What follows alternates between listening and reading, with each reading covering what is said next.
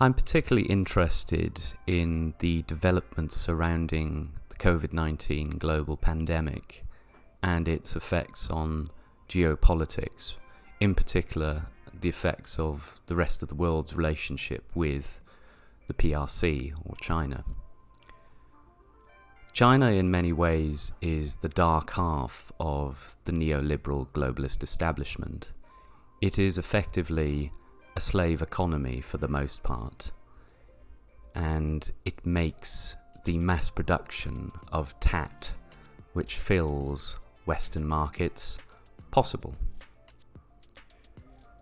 People are able to purchase many types of goods, material goods, on even minimal salaries in the West, or at least minimal by Western standards.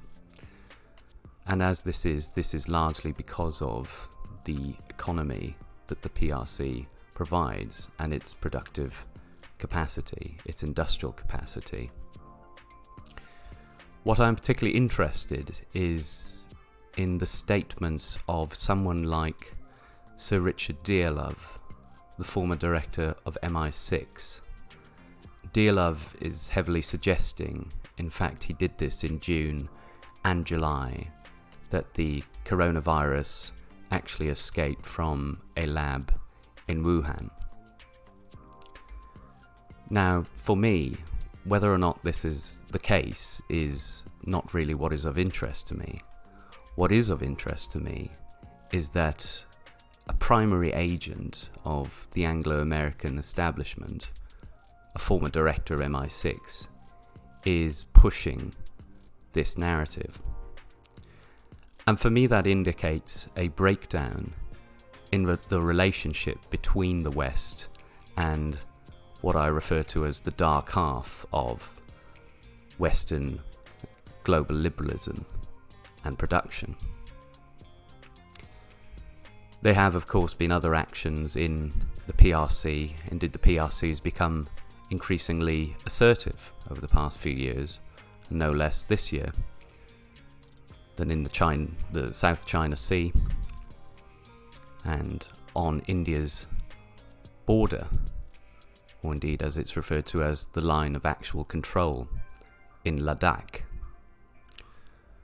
More than anything, the total annexation of the former British colony of Hong Kong into the Chinese system has sent a very clear message to the West that the PRC will no longer play any of its games. And this is a problem for the Western liberal establishment, because for all intents and purposes, according to a liberal humanist conception of the good, the PRC should be treated as a pariah state. The PRC operates concentration camps in Xinjiang, alternatively known as East Turkestan, for Muslims. Indeed, millions of Muslims are housed in concentration camps. Tibet is occupied and has been occupied since the 1950s, and untold numbers of Buddhists and those of other traditional religious backgrounds have been slaughtered and imprisoned by the PRC.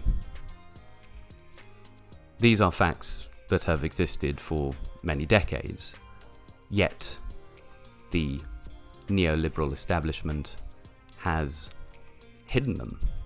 It has simply looked the other way, and since the 1980s accepted the PRC as effectively a partner in its global system.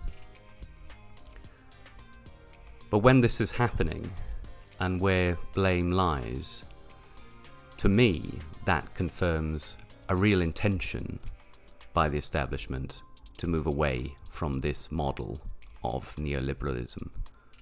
We are entering a new phase of neoliberalism, which may not include the PRC as its dark half. The neoliberal establishment has a number of options. One is to relocate its industry back to the West. However, the problem with that is that it would then re-engage and redevelop its own working class base. And the working class, as we know, generally does not favour high finance and capitalist politics, which is why we in part move to a far more service or servile industry base in the West. A better option for them, of course, is to shift more of the industrial production to other quote-unquote developing nations. Nations such as Thailand, Taiwan, Vietnam, Laos, and so on. The major problem of that is that those smaller nations cannot compete with the potential industrial capacity of the PRC. The only other nation on this planet which could provide the kinds of industrial capacity for the West to provide masses of tat for consumers is India. India, like China, is more than a nation. It is a civilization unto itself, and in the next few years will actually overtake China as the world's most populated country. The problem that the Western neoliberal establishment faces in shifting to India is what has happened in the past few years. India was once the doyen of the global establishment.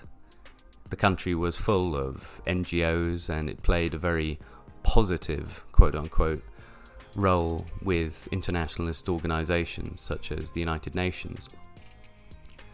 However, since the Indian National Congress was kicked out of power and Modi's BJP government came to power, we've seen the reawakening of Hindu identity, or Hindutva, in the country. And ultimately, India is now the world's primary spiritual democracy, indeed a spiritual nation. Spiritual politics is fundamentally antithetical towards material, liberal philosophy or liberal ideas. So moving the industrial capacity of the world from China into India is perfectly understandable on a planning level. India has that potential capacity. However, its governmental side and the philosophy which grounds its governance is a problem for that. I don't know at present what option the Western world will take. Perhaps there will be a return to the incumbent situation. Perhaps relations will be dusted down and they'll get over it, so to speak. But I think at this point, with the annexation of Hong Kong, it is extremely unlikely, and we are entering a new phase of global order.